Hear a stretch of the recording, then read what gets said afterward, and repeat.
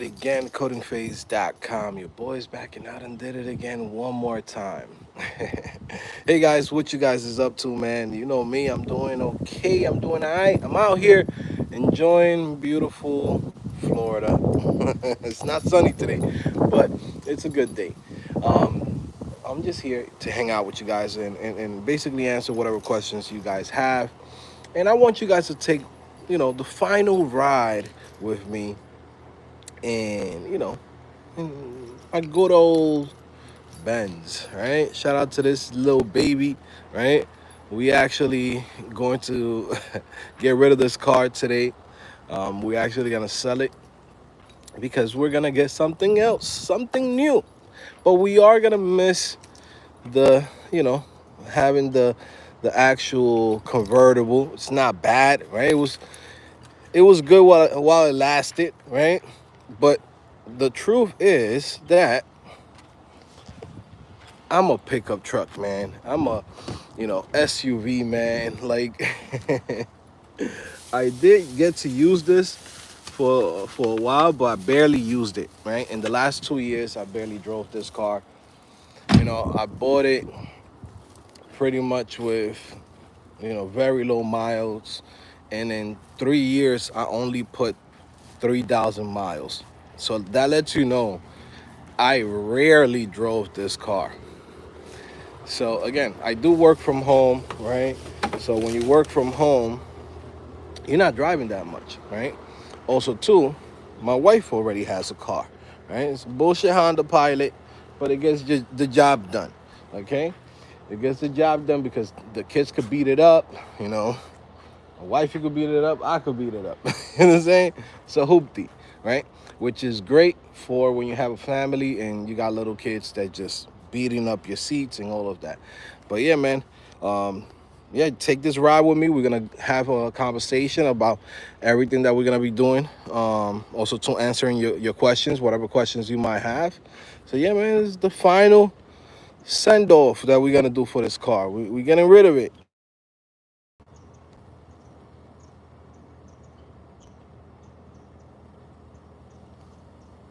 My fault, guys. Internet acting up. I don't know what the hell. Somebody called me right now, but I'm live. I don't know why people always call me when I'm live. Um, Limo says someone should snatch his phone. Just joking. Come snatch it. It's gonna be a fun day for you. You might lose that hand though. I play I play savage rules, you know what I mean? On some DR shit, on some third world shit. Dude try to rob you, chop his hand off. You know what I mean? On Dubai style. You know what I mean? You steal something? Alright, cool, you don't got a leg, right? You don't got a hand no more. Nah, I'm joking too, man. Yeah, man, this thing is crazy, bro. This thing, look how much debris we still got over here. They haven't come and cleaned this place up. This is crazy, right? So yeah, man, while we are here, all right, while we're taking this final drive, let's go in, let's talk. Give me some topics. What you guys been up to, right? Are you guys working on any new applications? Are you guys applying to jobs? Let me know what you guys are doing. You know, I'm working on a couple of things. Still finishing off my main course that I'm gonna release by Black Friday. All right, we're still working on that, which is gonna be a course to help people basically get more sales. And yeah, hold on, let me see that. Yeah, basically get more sales and help people actually be able to get clients, and also to if you have a software as a service, how do you promote it in this day and age? How do you go in and get actual results with your applications, right?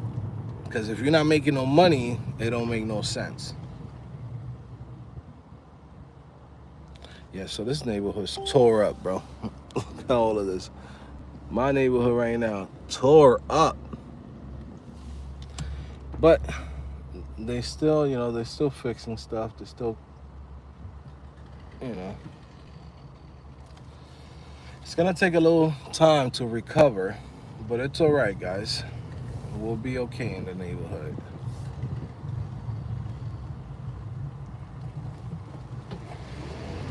We'll survive, man. As long as we're alive, we can always rebuild, and we can always continue doing what we do. So yeah, so that's what I'm working on. That's that course. My due date when I'm supposed to release it is for Black Friday. So for anybody that's interested in that, you can become a diamond member to CodingPhase.com, and that will give you access to the course for free just for being a diamond member. If not, you could purchase it, which is going to be 50% off on Black Friday. Right? So I'm doing that. I'm also helping my wife with a new business that she has, and we're building is basically, we can't say it's a software as a service. It is a website, right?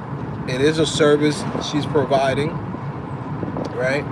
And yeah, she's going to actually, I kind of talked about this a little bit, but basically, with CodingPhase.com, we help a lot of students get into new jobs, right? And new job opportunities. So we also search for the jobs for them. So we're actually gonna go in and create this new company that my wife is gonna be running.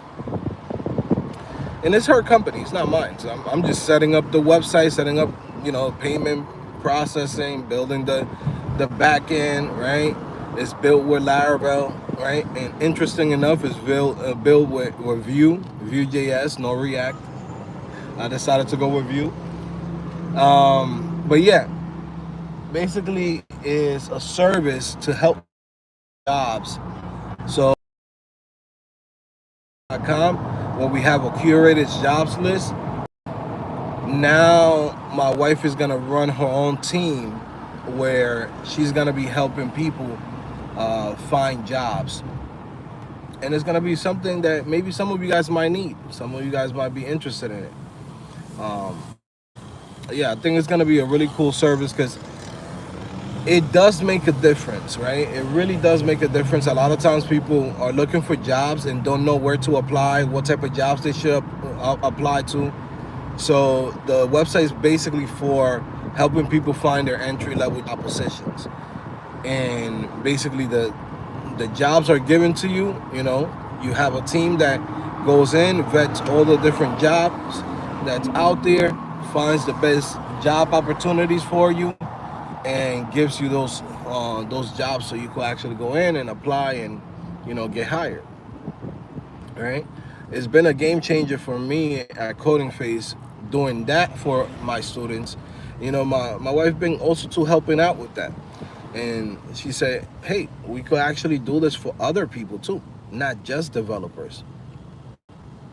And yeah, so it's going to be a platform. Initially we're starting with the MVP, just a very simple all the jobs, right? From there we're going to have AI tools to create cover letters, to basically give a score to your portfolio, give a score to your resume, right? So initially it's going to be the jobs listings, but as we continue to grow that product and that company, we're going to be adding more features to it. And yeah, so initially it's going to be for developers, junior developers trying to get their first job, and then from there we're jumping into other fields like sales, marketing, design, right? So yeah, so it's pretty interesting. It's gonna be cool. Me and my wife building this new company. I mean, it's her company, it's her idea. I just came through and I'm building it because I know how to build it. Yeah, so that's what I'm building, right? And that's what I'm working on. What are you guys working on? Let me see.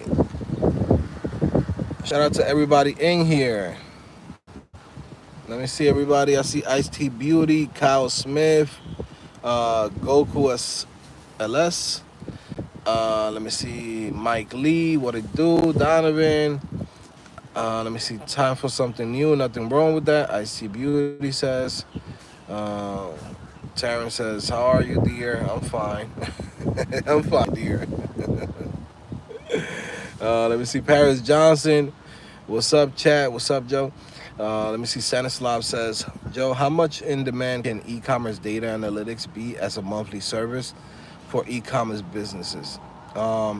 That's very important. Look into this company called Triple Whale. So Triple Whale, what they do is they basically have like a dashboard for your sales on Shopify, right? Because Shopify has its own dashboard, but it's not very good. It doesn't show you everything. So what Triple Whale does is like it presents it really well, right? Also to connects to your Facebook, your TikTok, your Google. So if you're running advertisement, you basically get to see like where your money is coming from or where your sales are coming from in a better dashboard than the one that Shopify has. And people pay money for that, right? I myself, I use Triple Whale and I pay around $200 a month for that service. So if you create something similar to that, like a competitor, and maybe even make it cheaper, maybe $100 a month for companies, shit, you got a great business, you know? Technically, if you go in and you get, let's say, for example, 100 companies, right? You don't need a lot of companies to run like a really good solid business with something like that. Let's say everyone is paying $100, right? You have 100 active companies that are on a subscription model. So let's say 100 times 100, that should be like what, like uh 10,000 if I'm not wrong. This is why I need the calculator. I'm not good. Right, so that's like, that should be like 10,000, no? Yeah. So then from there, if you have 12 months and those active companies stay with you, you're looking at basically $1,000. You're looking at like 100,000 something dollars, right? Um, per year, just by getting 100 customers, 100 business owners, 100, Shopify stores. Let's say you focus on Shopify. If you go in and you get 500, right? Now you talking shit. I'm making money, right? So, yeah, it could be a really good app to make.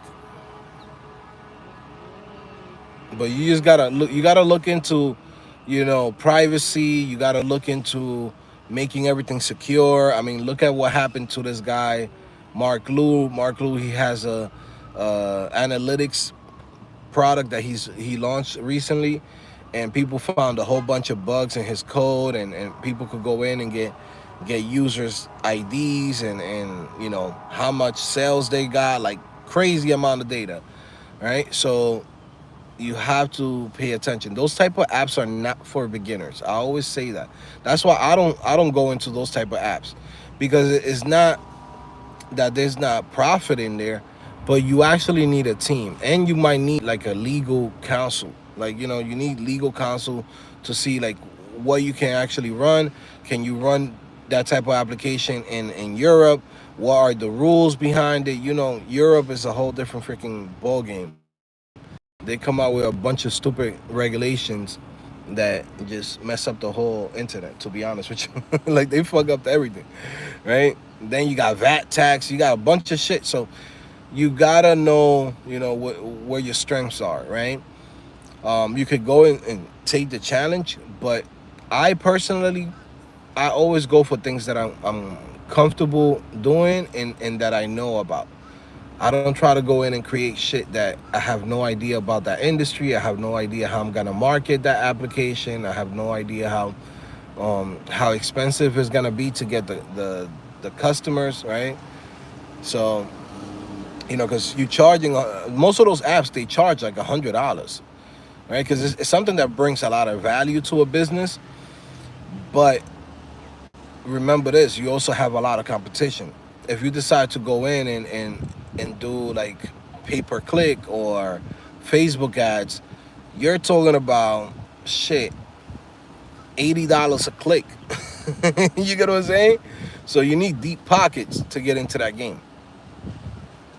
Unless you have like social media, like you're popular on social media, or you could get some influencers to promote your application, then that's a different ballgame. But you know, for most people, it's hard to get an application like that up and running.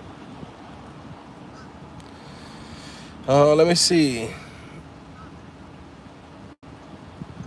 I started a business in web development mentorship that's online based. I have two mentees and I'm mentoring. Okay, nice, very cool. Holy shit, a piece of a tree just came down. Nah, it didn't move from here, man. I'm under this tree. A little freaking thing just came off the tree. Live, you know what I mean? Live in the parking lot. Oh, let me get the hell out of this tree, bro. What was the name of that guy? Isaac Newton, an apple. I think an apple fell on top of him. I got a piece of a tree just dropped on me. Hey. Let me see. Let me park over here better.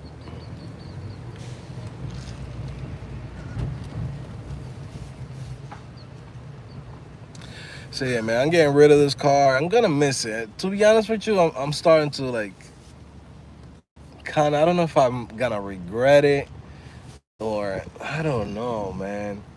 I don't know if I should keep it. If I should, I don't know, because it is fun. It is fun to have a convertible. It is fun to have a nice little car. It's a Benz. You know what I mean? When you go anywhere, people they turn to look at it. Oh, it's a nice car. Da da da.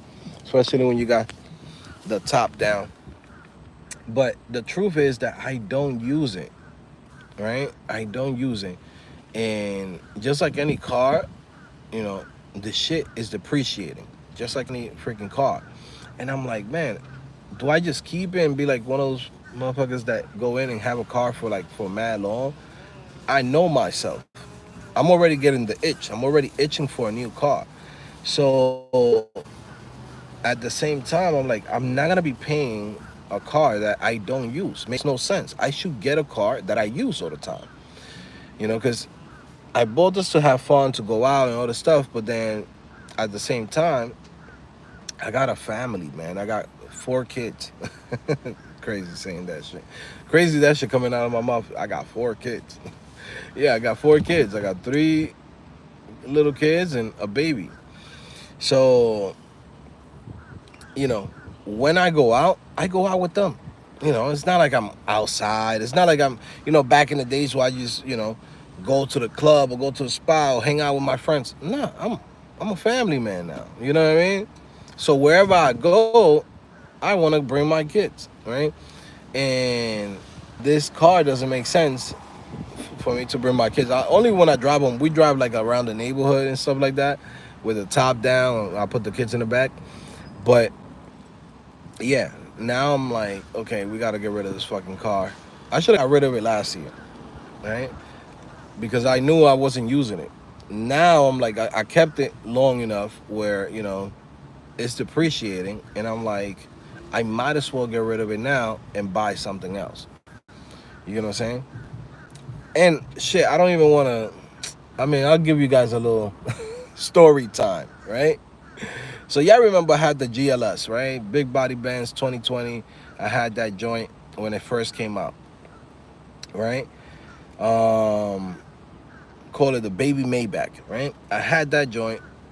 Then in 2021, I go to Miami, right? In Miami, some idiot in a fucking Uber pressed the emergency brake on a yellow light, I crashed behind them. Guess what? Airbags go out, this, and that, whatever. Now, it's in the middle of the pandemic. There's no pieces for it. There's no parts for it. There's no nothing, right? So now I had to stay with a car that was beat up, right? That got beat up in the front. It wasn't even that bad. These cars nowadays, they don't make them like they used to. It was like a little tap, but the shit still mess up a couple of the electronics and stuff like that in the front.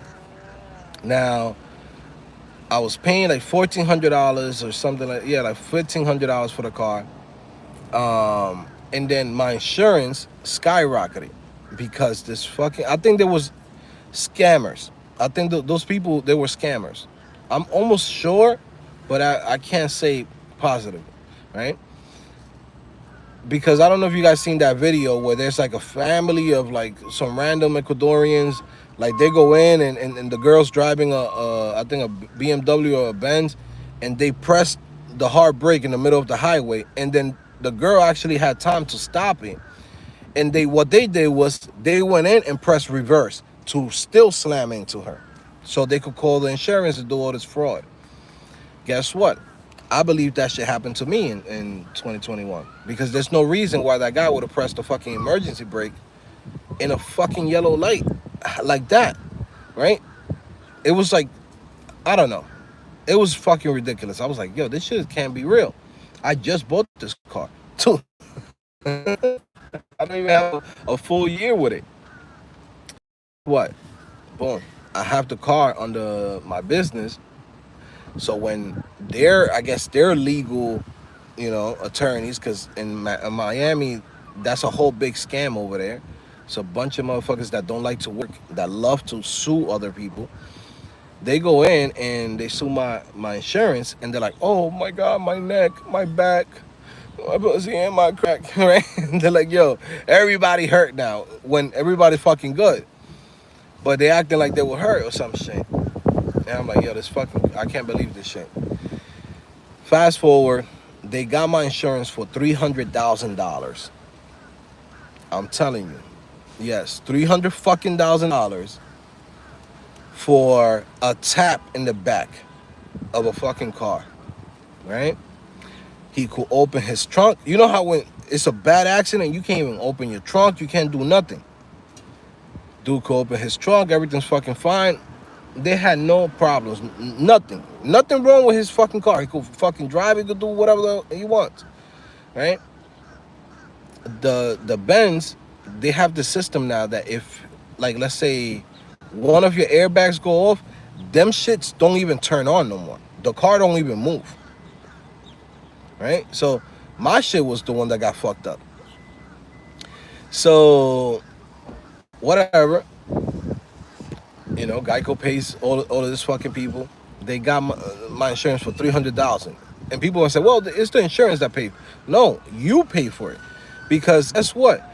After that, my insurance became $1,050, basically $1,050 a month, just for insurance, not the car, not nothing, just for the insurance.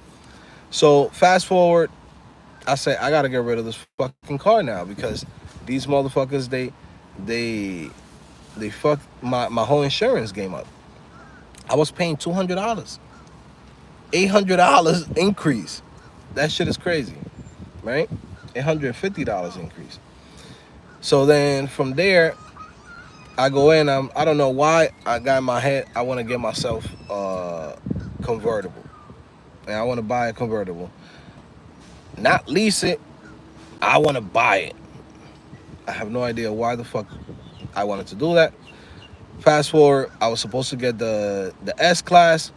It's in the middle of the pandemic. There's no S class. I'm like, all right, cool. When's the E class coming through? Guess what? There is no E class anywhere. For me to get an E class convertible, I would have to go all the way to fucking New Jersey or New York because all the cars were sold out everywhere. So then now I gotta go in and get this car, which is a nice car. It's a beautiful car. But this the C class, right? Still expensive.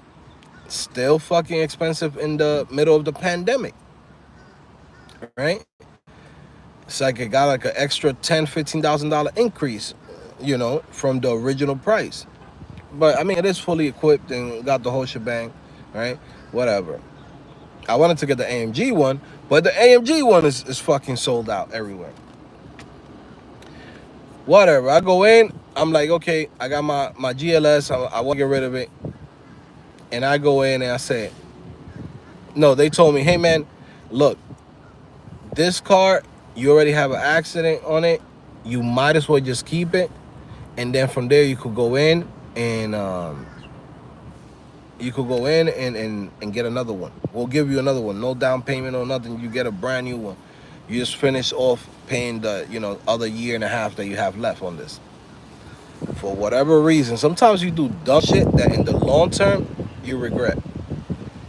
I go in and I say, nah, man, I want to get my convertible now, da-da-da. I could have waited. I could have probably waited a month, 2 months. I could have gotten another convertible if I wanted to.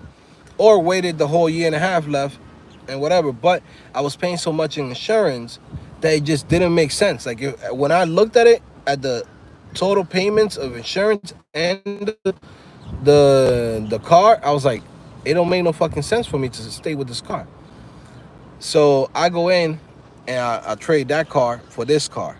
Now, mind you, that other car, because it has that accident that happened in Miami, I have to now, you basically lose half your money automatically. That car was like a $120,000 car, right? They basically, I used it for a year and a half, right? So technically it's $30,000 less. So it's like $90,000 worth. Then from there, because of the accident, it loses value. Now it's worth like 60, right? But you still owe money on that car. I go in, yo, it don't matter. Give me the convertible. Just throw that shit on that car. Fast forward. I didn't even look at the numbers. Sometimes I'd be doing shit. Now I'm paying attention because I'm like, I shouldn't be doing this. It's irresponsible. But yeah, went in, boom. They threw like $40,000 of, no, like $30,000 of negative equity from the other car into this car, right? So this car right now, I have to pay $25,000 just to get rid of it.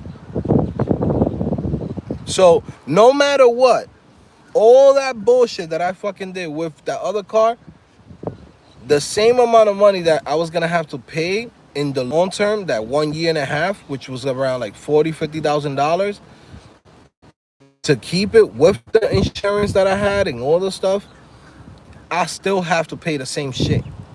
Yo, this motherfucker, the banks don't lose. Dealerships, they don't lose. They're like, nah, if you were supposed to pay $50,000, you're gonna end up paying $50,000 at the end, no matter what. Everything would have been fine if the fucking accident from Miami didn't happen. Because my insurance, it would have made sense.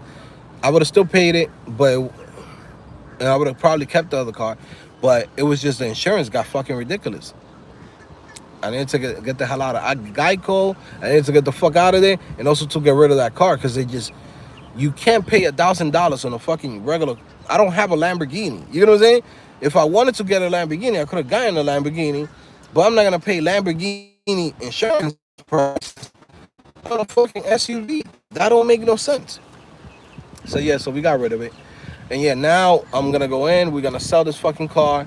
I'm gonna get myself another car. But I gotta pay $25,000 just to get rid of this fucking car. Just because of that one accident. That one accident completely fucked me up. Of, just my car value, the trading value and all that stuff. So you just put any car that I bought, I basically would have bought, put it in the hole no matter what. But yeah, we're gonna get something else. I don't know. I'm thinking about pickup truck. I'm thinking about like a Ram. Dodge Ram. I want something good. I feel good in it, but something that I could use it for, like for different things, not just like to have a car there, just to have it.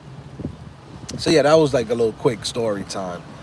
Don't make that mistake, guys. Also, too, I'm gonna be 100% honest with you guys. Lease cars. Don't buy no fucking cars. Buying cars is ridiculous. It's stupid. Unless you buy a used car.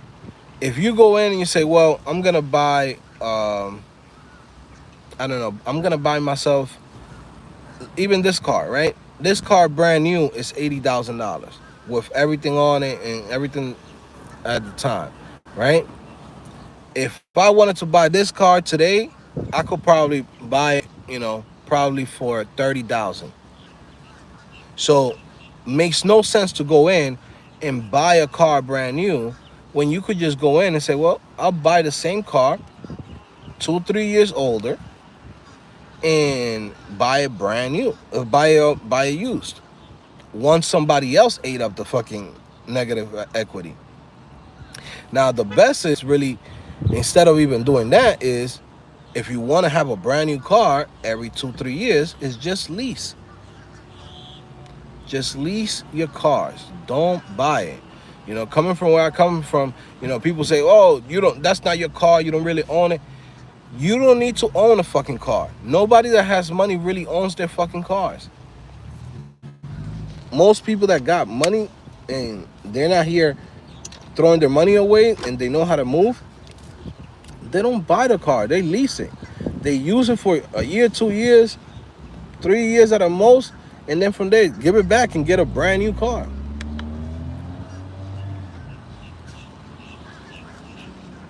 It seems like it's more expensive when you lease a car, because like let's say you lease a car for 2 3 years, you might pay 1,200, 1,200, $1,300, $1,400 around there. All right, let's say a Benz or something like that, or better. But guess what? After those 2 3 years, you give that shit right back. Even that accident that I had in Miami, when you have an accident on your leased car, you could give that car up exactly the same way how it was like that with an accident, and be like, yo, they gotta eat up the negative equity. That has nothing to do with you. You know what I'm saying? But when you own it, you own the negative equity, which is dumb.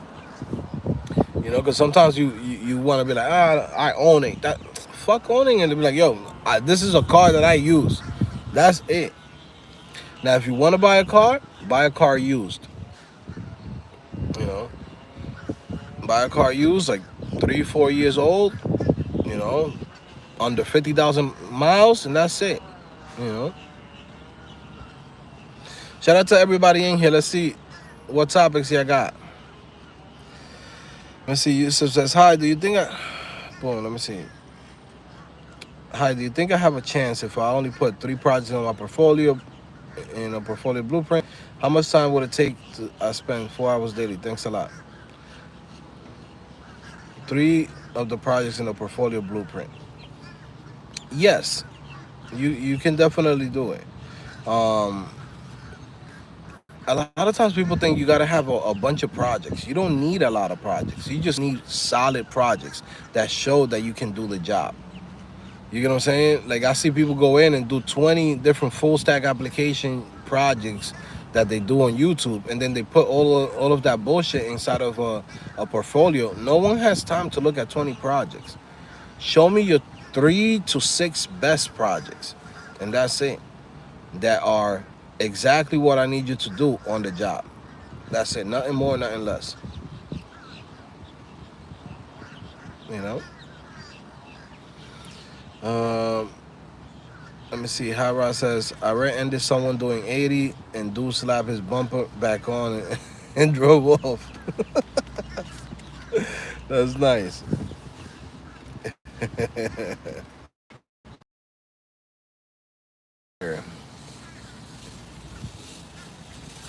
You Dominican? Yes, I'm Dominican for sure. Yeah, and it's not that the payments is not bad. Somebody said insurance will hit your pockets hard. For me, it's not a problem. The thing is that I shouldn't have to, this is the thing I've learned over time, guys. Just because you have the money doesn't mean you have to throw it away. You know, A lot of times, you know, even for myself, over the years, the more money that I make, I used to be like, yo, it is what it is. What this shit, an extra $10 and give it to me. Who cares? I don't even look at fucking prices. But over time, I'm realizing that that's dumb. That's like young shit. That's like shit that you do when you're young and you just got money. When you got money, you want to keep as much as you already have, because there's other opportunities in business that you can invest on, or even stocks that you could put the money on. You know what I'm saying? Like, it don't make no sense to throw it away. If you're gonna throw it away, at least put it in the stock market and just put it, let it ride. You know what I'm saying? But yeah, right now for me it's just like I'm gonna probably get rid of this car just because I want to get something else. You know, something that I can use with my family and it's more practical. And maybe later on, maybe I'll be that 40, 50-year old and I'll get another convertible at that time when the kids are big and maybe it's just me and my wife. You know, kids is in high school. We could just go out, you know. Like me and my wife, I think we went out 2, 3 times in this car. You know, we always go out with the kids. Like, you know, we don't have a lot of family here to take care of the kids. We don't leave them with babysitters. So they're always with us. So me and my wife have actually been in this car together 2, 3 times in 2 years. 2 years, yeah, since 2022. In 2 years that I've had this car. So we spend more time in the SUV. So I'm like, you know what? If we're gonna spend more time in the SUV, I still don't like the Honda. I don't fucking like Honda. I don't feel good when I'm in a Honda. I'm being honest. I don't feel good. It's a practical car. It's good to beat it up and shit like that. But I don't feel good in that car. Right? It's not like when I'm in here. This shit's like fucking apples. Like when you open up your first iPhone. Every time I get in my Benz, I feel good. I'm like, damn, this shit feels fucking premium. I'm working hard for something. When I jump in a Honda, it's like, what the fuck am I doing with my life? You know what I'm saying? But I use it because, you know, my wife could use it. She could beat it up. The kids could beat it up, and I don't have to have that worry of like, damn, they're beating up my car. You know. But I am gonna get something better. You know. Let me see. Facts. David E says, facts. I bought a 3-year-old used BMW, paid it off fully. Now I have no payments at all. It's the best. Yeah, definitely. The Barberry says, if you lease under your business is a complete write-off. Yes, for sure.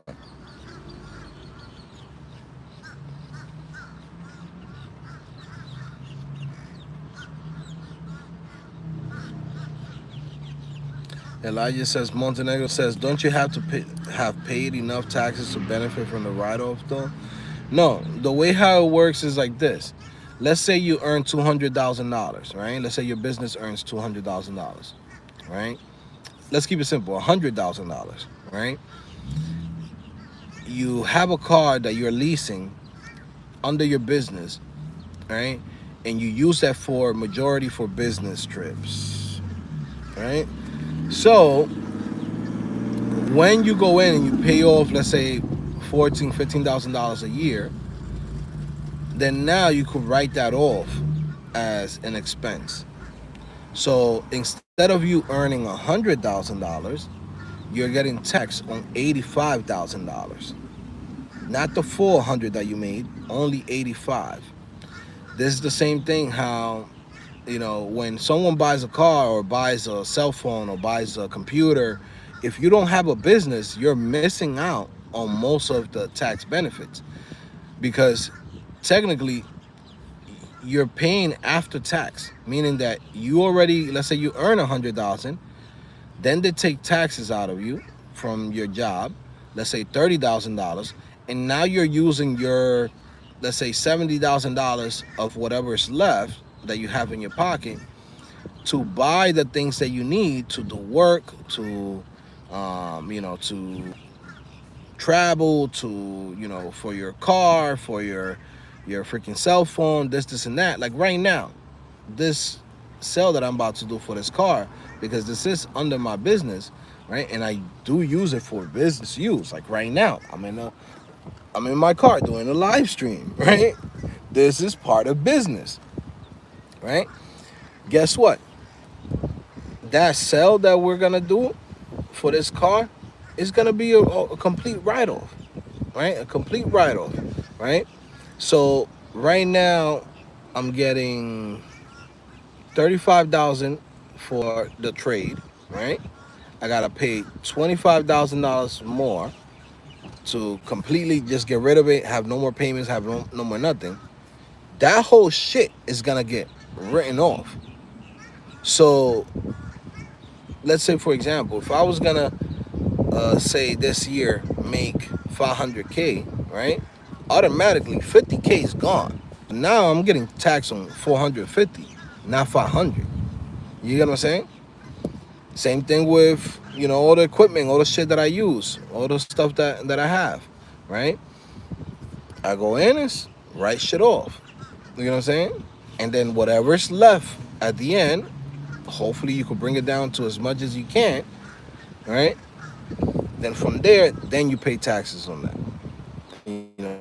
Myself, I just pay myself, $60,000 a year, and then I do what we would call, then what's the name of it? But basically, it's like a not contribution, distribution.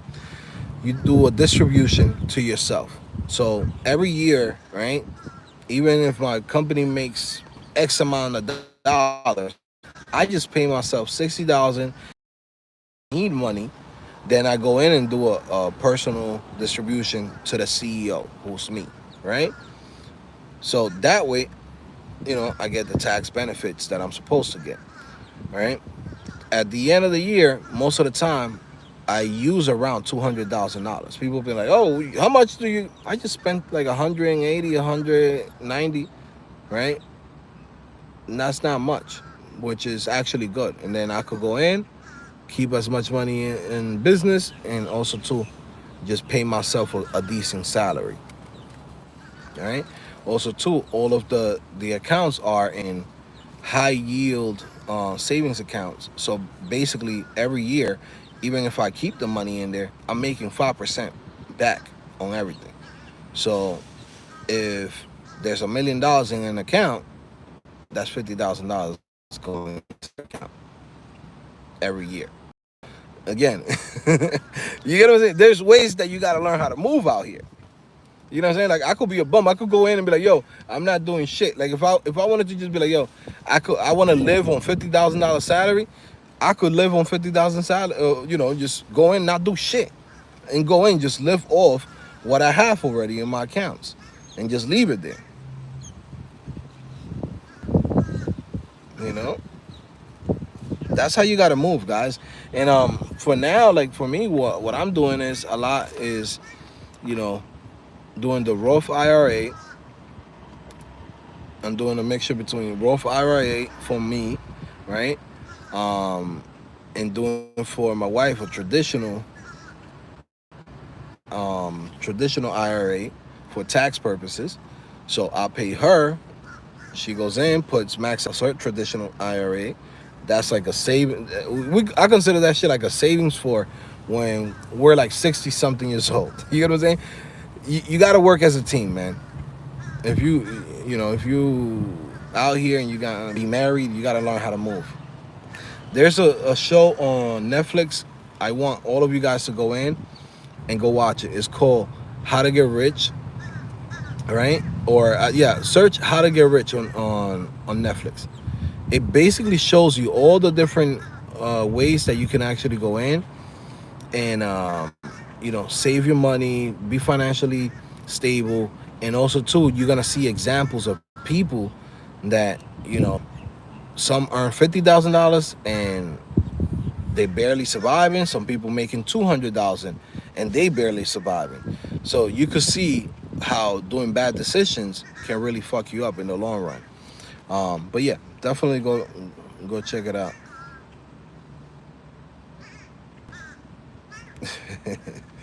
Let me see. Get a GMC Yukon Sierra HD at 4.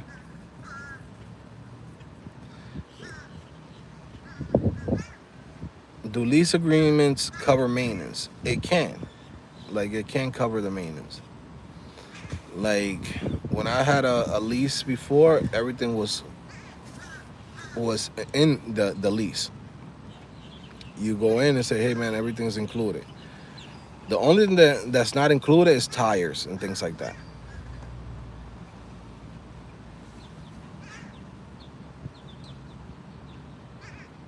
Okay.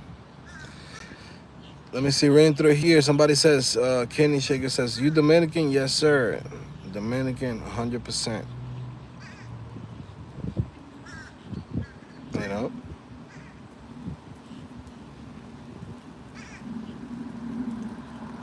Shout out to everybody in here. Let me know what you guys is up to today. What you guys is building. What you guys is working on. By the way, guys, anybody that wants to learn how to code, that wants to get into this industry, that wants to get into this game, you want to have a successful lifestyle. Trust me, everything that I've been able to accomplish is because I became a developer and I learned how to code. I can tell you guys right now, that's like the best decision that I ever did. If I didn't do that, bro, you will see me in New York City living in a small ass apartment, probably waiting for, you know, a bullshit opportunity to come my way. I didn't wait for it. I went and I got it. I made it happen for me, right? And it's really learning how to code that, has allowed me to live this type of lifestyle, where I'm not really like stressed about bullshit. Like, it just gives me a better lifestyle than I would have had with any other bullshit job that's out there. It's always good to have money. Like, ain't no way around it.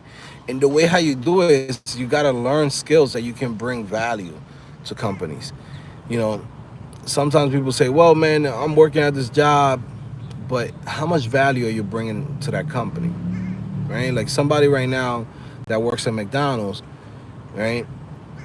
Yes, you're bringing value because you're creating, you're making the food, you're serving the food, but in the overall picture, right, of the business, that work, because it's so easy to train on, right, to get people to learn that skill, you are not bringing that much value as somebody who is maybe the marketing person for McDonald's, or maybe uh, the CEO who's making the deals happen between the real estate of maintaining the McDonald's, the selling the franchise, um, getting the talents out there. Like, that's why that guy gets paid a lot of money, because what he does brings a lot of money to the business. So if you think about it like that, you understand why developers get paid a lot of money, right? Like, somebody works at Amazon, right? There's a guy that works at Amazon at a how you call this, at a distribution center, right? He works there in the warehouse, packing things up, putting it in the truck. It's a good position, and it helps out the business, because without that, Amazon is not doing no deliveries. But in the overall picture, that person, the training that person got, is basically, you just show up and they tell you, hey man, this is the aisle, this is how you find the packets, this is how you put them in a box, and that's it. You get what I'm saying? That's it. That's all you really get trained on. There's nothing more than that. And just like, hey, there's the exit. If there's a fire, there's the fucking fire extinguisher. That's it. That's all you needed to do, and you learn that. Now, you have a developer that works at Amazon. Most likely this individual has years of experience, right? Learning to code is not easy. He dedicates himself for months and months and months to learn this skill, works at a smaller company, then works at a medium-sized company, then finally prepares himself to go and pass the interviews to work at Amazon, and then now works at Amazon making, 180, $200,000 or more. But check the difference between the guy that works in the warehouse and the guy that works as a developer at Amazon. Both jobs are essential, right? They need somebody to pack those boxes, and they need somebody to, create the software within, Amazon. But guess what? One guy got a 10-minute training, 15-minute training, and another guy got years of training. This is why when you see like a doctor makes fucking 400,000, 500,000, and if you're a surgeon, you're making millions, and then you ask yourself, like, how come I'm not getting paid like that? Well, you fucking doing some shit that anybody could do. You're doing something that takes a month of training, a week of training. This person took 10 years or more to get to that point. That's the value. That's how the shit works, right? So, for me, becoming a developer, it was just a game changer. Because I wasn't trying to do no 10 years in school. I'll be honest with you guys. I'm trying to get bread, but I'm not trying to do 4 years. I already went 4 years to school, right? And I got a degree. And to go back to school and be like, well, now I'm going to learn how to code, mobile, computer science, this and that. Go to school for 4 more years, it didn't make no sense. It still doesn't make sense, even right now, right? It makes sense when you're a little kid, when you're in high school, when you're like 20, early 20s, you got no kids, no responsibilities, But once you're an adult, you hit that age of 27 and up, going back to school is like, it doesn't make sense. Let me see. Amen said, hey, I'm struggling with my mother's grief, my own depression. The suicide line didn't get my call. I don't have no one to talk to. Any advice to keep going? Please, I'm just weird and lost. Bro, I would say take it easy, man. Always remember this. When you're depressed, understand this is a moment in time. I deal with that shit. I deal with anxiety. Like I don't have anxiety like social anxiety. I have like anxiety of worry. I worry about things. I worry about my kids. I worry about my life. I worry about my career. Like I'm one of those people that's constantly thinking about the future. So I get anxiety from that, right? I can't say I'm like I suffer from depression. I've been depressed before, especially in moments like how the other day, I had the fucking hurricane come, destroy mass shit. 2 years ago, another hurricane came in, destroyed my house. You know how hard it is to go in and work super hard to build the dream home that you always wanted. You have your kids, you have your family, and something about life is that almost every time that you're going up, something always pulls you back. There's always like a reset, right? I mean, that's how it's been for me. Every time that I'm doing good, something bad happens that I have to come in and start over or reset everything or, go back and like take, I'll take 10 steps forward. But guess what? As soon as I take 10 steps forwards, I got to take 2 steps backwards. And I'm just right there at the finish line. But guess what? It's always like that. Shit like that makes me depressed sometimes, right? And y'all could probably see it sometimes when I'm down a little bit. I'm like, damn, what the fuck, man? I don't get a break. But I am blessed in a situation that a lot of the problems that I have, I could go through it and survive it. For you going through stuff, understand that this is a moment in time. This shit goes away. Maybe today is not good, maybe tomorrow is not good, but next week is shit. Shit might be better.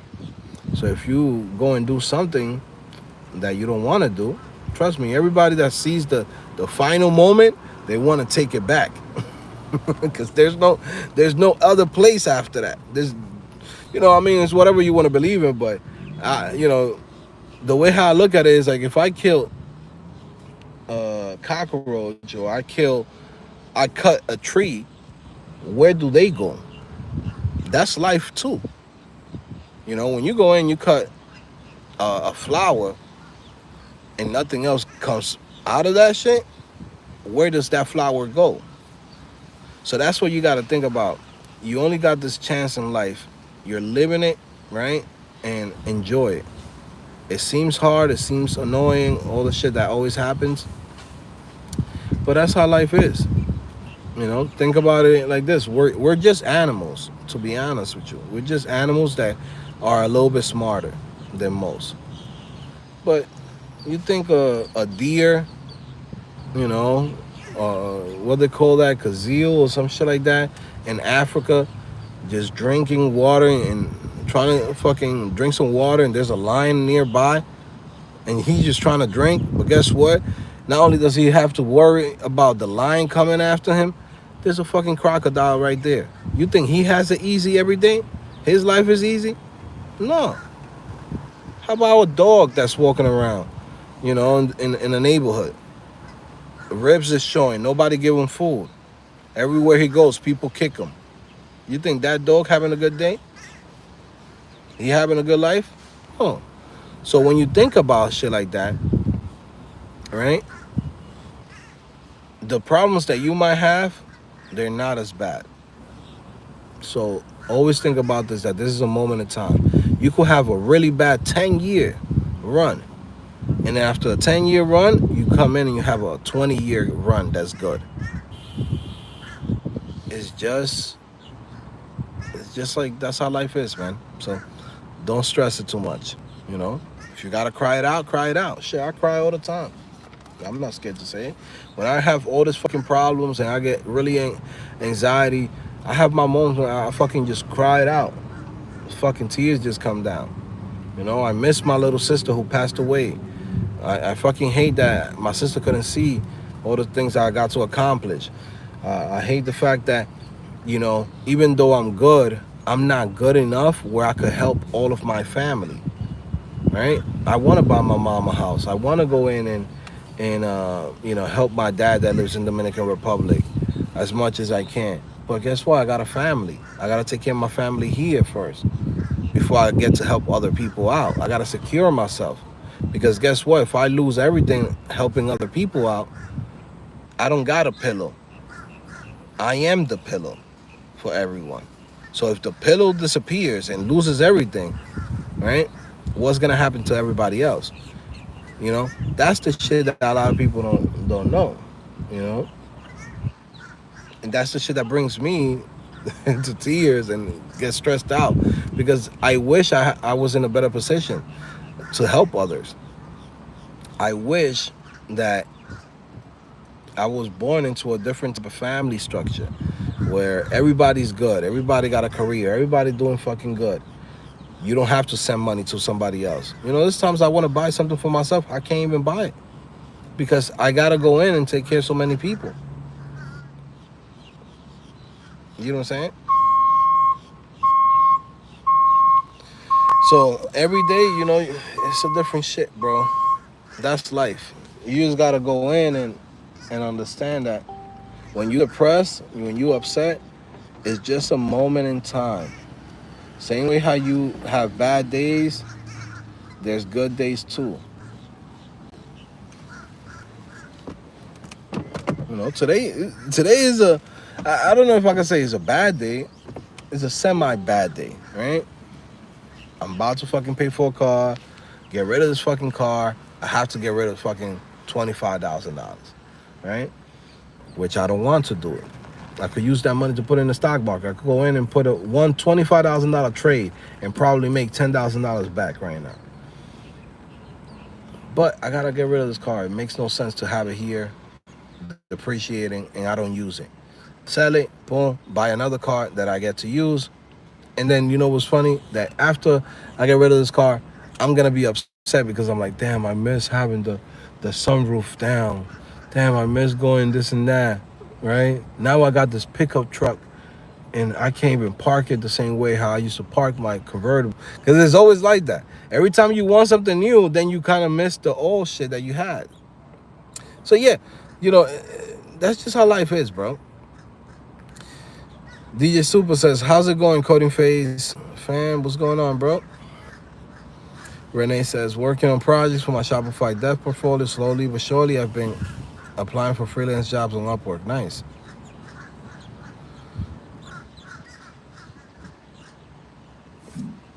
I'm curious. Have you ever looked into government contracting? Yeah, I've seen stuff like that, but it's not something that I've been interested in. You know, because a lot of time they doing they're using stacks that I don't like.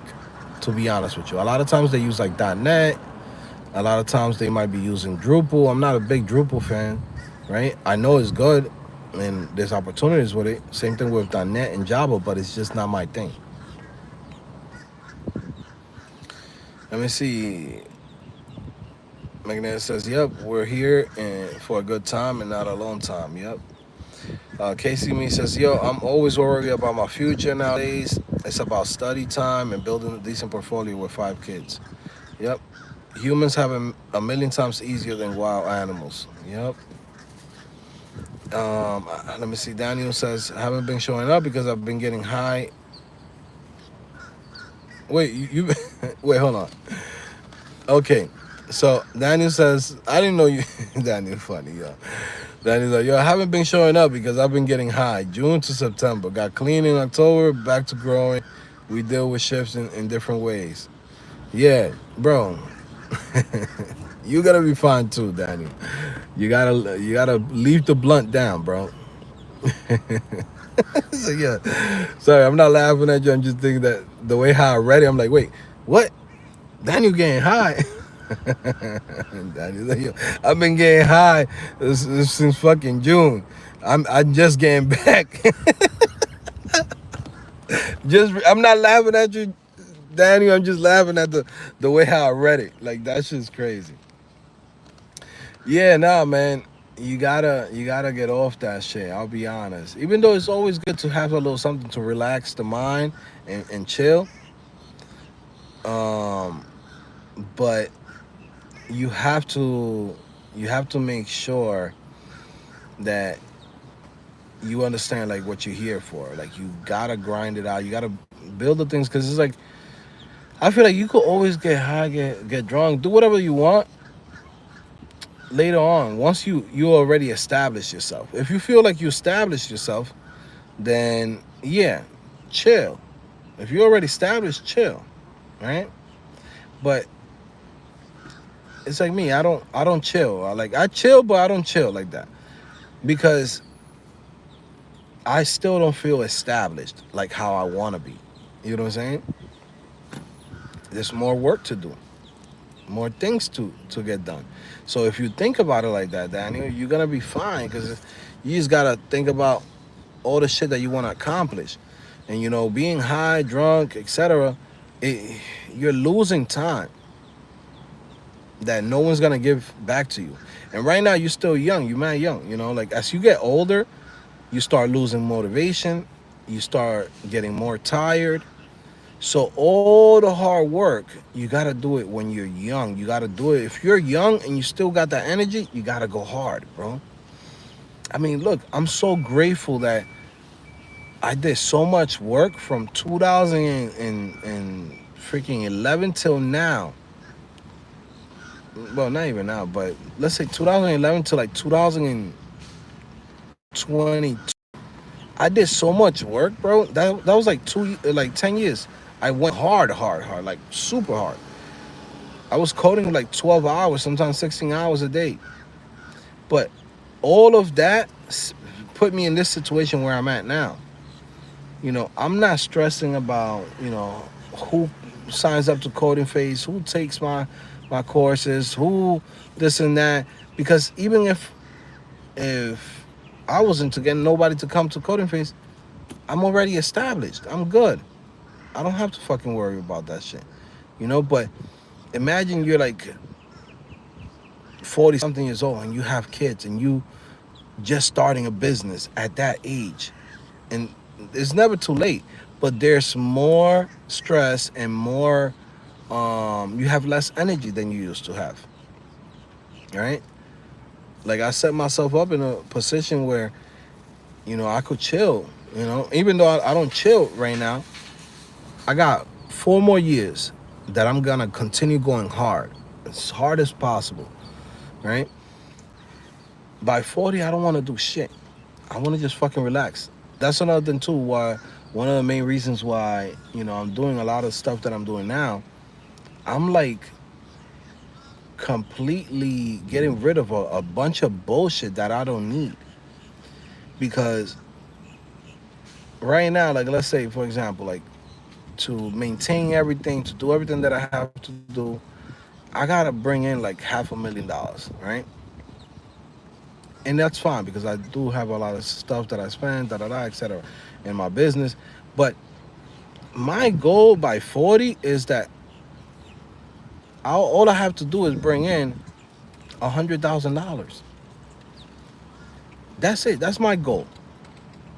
Because I don't have that ambition as like I used to have to be like, I just want to make millions and millions. I don't give a fuck about that shit no more. Now I just want to spend more time with my kids. And that's it. I just want to spend more time with my kids. I want to play PlayStation with my son. I want to take my daughter so she could go do gymnasium. I want to take my other son. He likes to work out. He likes to do sports. I want to take him to the whatever sports he wants to go to. And my new daughter, whatever she wants to do, I want to be doing it with her at that time. I don't want to be fucking working mad hours like I do right now because I'm grinding. I'm still building myself, right? I'm not established how um, you know, for the things that I want to accomplish, right? But I've done a lot, which is great. I'm doing way better than most people, you know. By standards, they say, I'm probably in the 10%, 7% of the United States. So I'm doing something right, right? Um, so now, what I want to do is after this 4 years, when I hit 40, is I want to just have everything at a minimum of like what I need, and then just have all the money that I've been able to accumulate over the years and all the investments, and live off that. That let's say I make 100,000 a freaking year, and I have investments bringing me in another 150, 200,000. That's it. I'm good. I don't need to fucking work to make 1 million, 2 millions. I don't need that shit.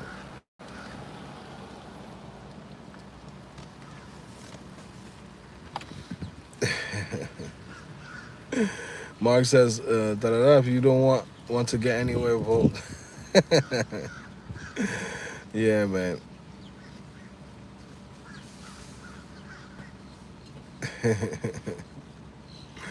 You know who I'm voting for. That's another thing too that I'm doing this week. For anybody that's in here, if you guys haven't voted yet, there's early voting right now happening. I'm voting this week, and you know what team I'm voting for. Um, got this, cabriolet, Mercedes cabriolet. So yeah, man. You know who I'm voting for, man.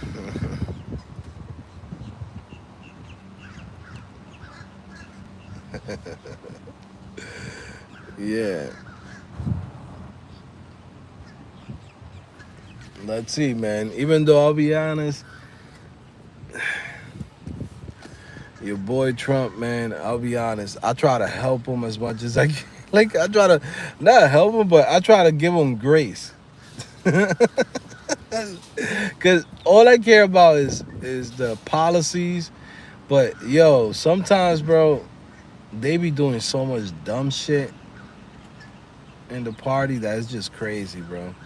I mean, look at the stuff that I don't know if you guys seen this, right? So this the Trump rally they did in Madison Square Garden. They brought this guy, fucking Tony Hinchcliffe. That motherfucker's not funny at all. That motherfucker is like, he's as funny as a 4x4. Like, that dude is just, he's garbage, you know? Cat Williams said this about Joe Rogan, and he said, hey man, you know, Joe Rogan has the same 4 to 6 comedians that are not funny on his podcast. And Tony Hinchcliffe is one of them. Shit, even Joe Rogan's not funny. I like Joe Rogan as a podcaster, and I've been watching him for shit since the Ustream days. We're talking about like probably like I don't know 2010, 2011. Like when I was like learning how to code, I used to be putting Joe Rogan, um, Brian Redband, in the fucking background while as I code, right? The Ice House Chronicles. Like I'm an OG supporter of Joe Rogan. But I'll be honest, like a lot of the guys that he has around, them motherfuckers is not funny at all. They're not. And Tony Hinchcliffe, you know, Joe Rogan now give this guy a platform with the Kill Tony bullshit that he has. So now people have been following him and whatever. And I don't know who thought that dweeb was a good look for Trump on a rally. So he goes in and says, "Hey man, Puerto Rico is a garbage that's it's like a fucking series of garbage that's just floating the Atlantic Ocean." And I'm like, yo, this motherfucker, like the fucking elections is a couple of days away. People already voting. You're a fucking tintining. You're fucking it up for all the fucking people that want this uh, fucking president to fucking win. Because I don't even like Trump. I just care about the fucking policies. If Kamala will be having the same type of policies that Trump is fucking placing, then I will vote for Kamala because I don't even like Trump. But it's like both sides, they do so much dumb shit, and I don't know. It really turned me off because it's like if it turned me off from it, I'm like, yo, I know there's a lot of people that's turned off. They're like, I don't even want to go vote. Like I don't even want to go vote, to be honest with you, because it's like if you letting motherfuckers like this, a fucking loser comedian that's not even funny or popular, go in there in your platform saying all this bullshit, and even people was like, they wasn't even fucking laughing. Nobody, he's fucking bombing, but who vetted this motherfucker? You get what I'm saying? Like yo, it's like sometimes you need a fucking security guard to say no, motherfucker, you can't get in.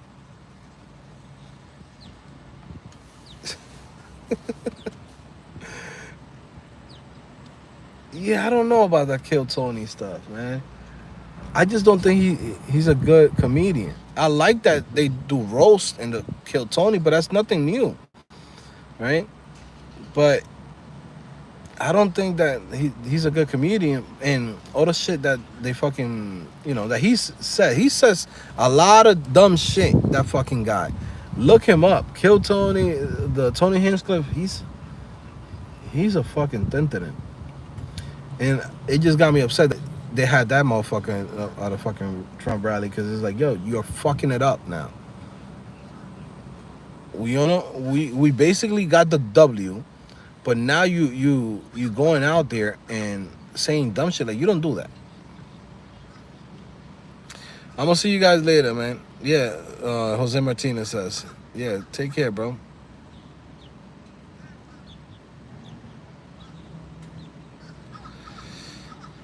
Yeah, man. So yeah, so that's a little bit of politics that we're gonna talk, and that's about it. Nah, but what I would say, guys, is definitely go vote. I'm voting. I'm voting for policies. I don't even like nobody, man.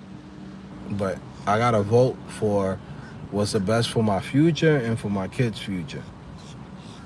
I can't I can't vote on fucking on bullshit of like the shit that the other side is going for. I can't. I can't do it. You know? It don't make no sense because it's like you have two type of people in America. You have the people that are working hard, that are doing everything that they have to do, and say, yo, I don't want the government in my fucking business. And then there's people that are leeches that come in and be like, well, there's a country that gives you so much opportunities, but they also give you a lot of fucking support. Let me go in and just fucking live off the government. I know somebody, this is crazy. I know somebody who literally doesn't work a full-time job because they don't want to lose their benefits, which makes no fucking sense.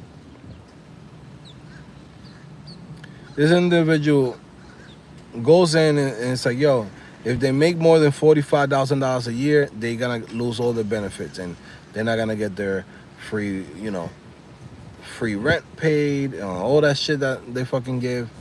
And I'm like, yeah, but that's supposed to be something for when you need it, when times is hard and you're going through some shit. Because I have no problem with people getting government help. But it's not a thing, it's not a lifestyle thing. You can't make it a lifestyle.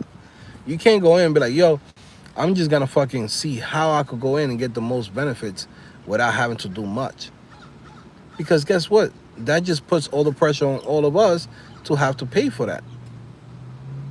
And, it's a lot of bullshit that I don't like. And people going to war. I don't want to be paying for no wars. I don't want to pay for none of that shit. It's like health insurance. Health insurance is super expensive. People don't even fucking know. I pay almost damn near $3,000 for me and my family. So why am I getting taxed so much if I don't even get fucking free health care or any deductibles for health care? You know what I'm saying? So there's so much shit that is like you get penalized for actually working hard. That's another thing too. Over the years, I've made millions of dollars, but half of the fucking money gets taken by the government. So it's like at the same time, now I'm like, especially after the last 4 years, my feeling towards like working mad hard is I don't want to do it no more because there's no benefit to it. Like, yeah, I fucking live good and stuff like that, but then I'm losing half my fucking money. So why should I work hard to make $1 million if half my money is gonna be taken by the government? And then on top of that, I gotta pay for all the fucking shit that I should have at least benefits on. But yet somebody comes in, says, hey man, I just got here, give me everything for free, and they get it for free. So at that point, it's like, should I just be a bum too and just fucking live off the fucking government, just chill the fuck out? Or do I want to continue fucking working hard and they take half my money? So that's where, you got to start looking at the policies. You got two type of individuals in this country. You got to choose which one makes sense to you. If you're a hard worker, you can't go with that other side.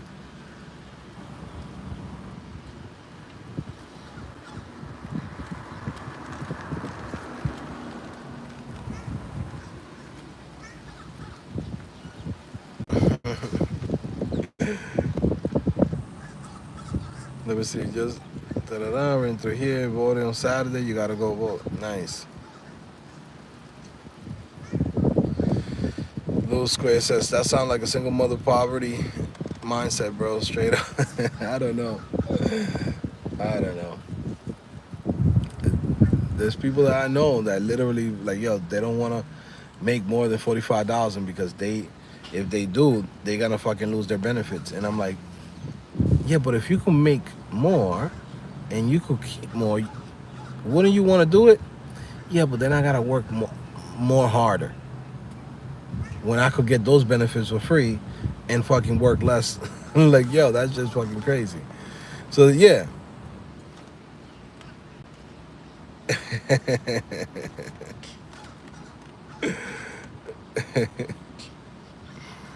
Michael McD says America will be great again. It needs a good president. Also more mental health services. Look at after your veterans. Yup, the young too. Trump will win, make America good again. Truth.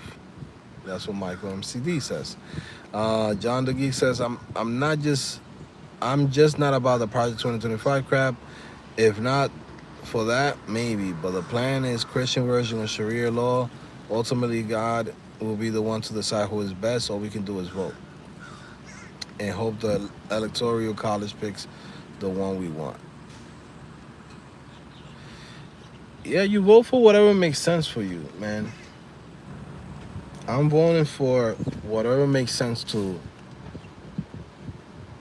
my family, my pocket. That's it. Because I don't want nobody, no, just work and do what I have to do, and that's it. And I mind my business. They mind their business, I mind my business. That's it. That's all I'm doing, you know? But yeah, you know, if you're planning on having an abortion in the next in the next few months, shit, vote for the other side. All right? If that's something that's important for you, go do that. If it's important for you to, you know, continue doing wars, go do that. Go to the other side. If it's important for you to go in and you know, have people over here doing all the shit that they've been doing, and you want your taxes given to other people that never contributed to shit here yet, go and do that. I just can't, you know. I gotta fucking work hard, and if I'm gonna work hard, I wanna fucking make sure that my family's good. And that's it. That's all that people need to worry about. Worry about yourself, worry about your family. That's it. You know, because no one's worried about you.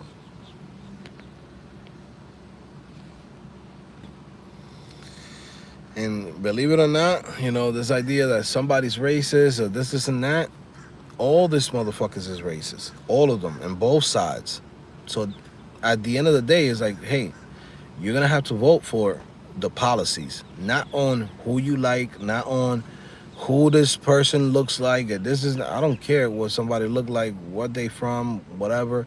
Give me policies. What you gonna do for me? What you gonna do for my family? What you doing for people that work hard in this country? What you gonna do for people that fucking over here, you know, you busting your ass to build a small business, and then you end up that they take half your fucking money. At that point, what's the point of me opening up businesses if I'm just losing half the fucking money? Look at the stuff even like now with FEMA. There's a lot of shit. 2 years ago, when my house got destroyed, these motherfuckers ain't have no money from fucking FEMA. I had to eat that shit up. So because I work hard, I contribute to this country, I do everything that I need to do, right? And I pay taxes. There should be FEMA for someone like me that when something happens, you have a disaster, you almost lose everything. Where the fuck is that money?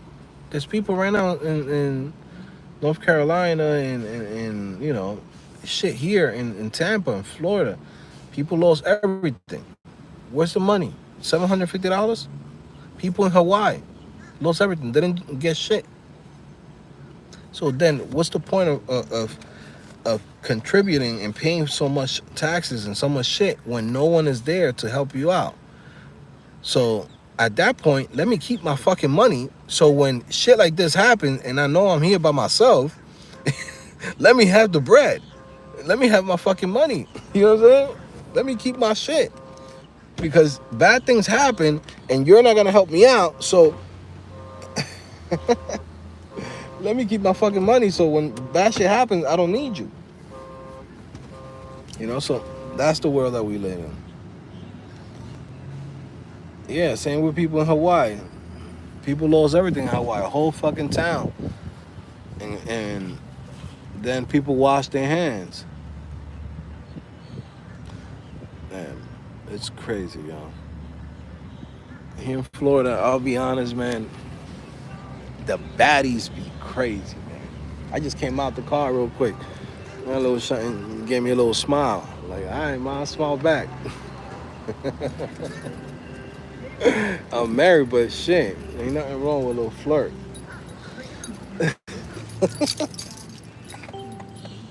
I'm not gonna do nothing. You know what I'm saying?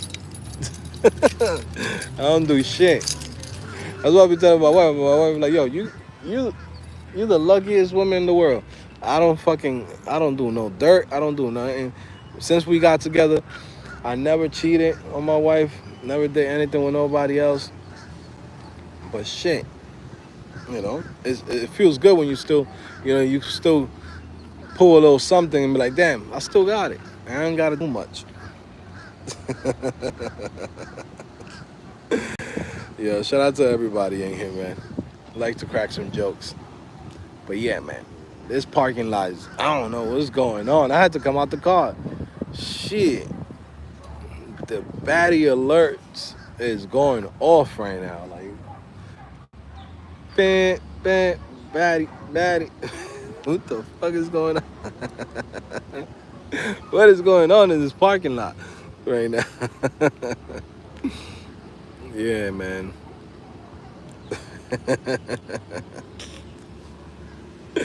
Nah, guys, I'm about to get out of here. I gotta go to this dealership and get rid of this fucking car.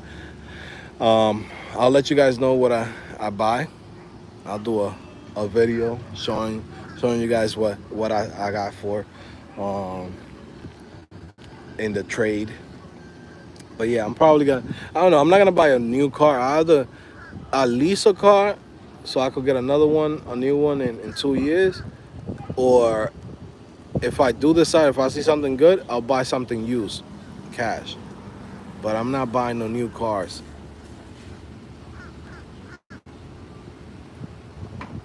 Anyways, guys, listen, I'm gonna see you guys later. It's your boy Joe back at it again, CodingPhase.com. Guys, if you have a chance, go to the website, CodingPhase.com. Link in the description, get 20% off, okay? Take advantage. Tonight we have accountability meeting. So if you are a member to CodingPhase.com, you have those meetings with me every Monday, and I can go over your portfolio, look over your projects, help you out in this process. And again, you get access to every course that's on CodingPhase. Yes, that's what I'm thinking about. Ram TRX.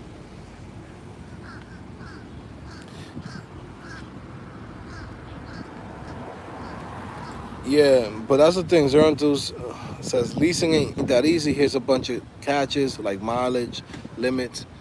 But the thing is that I don't drive that much. You know what I'm saying? Like leasing is perfect for someone like me. I don't drive. You know what I'm saying? I work from home. I have a hoopty for the wifey so they could beat it up, right? The car gets beat up, right? When I get a car, it's just for me to like drive around for fun, right? So it's not like it's gonna be my go-to car every single day. It's not a daily driver type car thing, but that's where it makes sense. Now, if you're over here, you're like, man, I gotta travel an hour and a half to get to work every day. Yeah, buddy, don't lease a car. And if you do lease it, put it where you know for sure you're gonna have to put in how many miles. You know.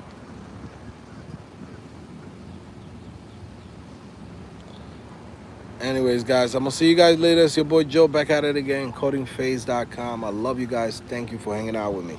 Okay, take care.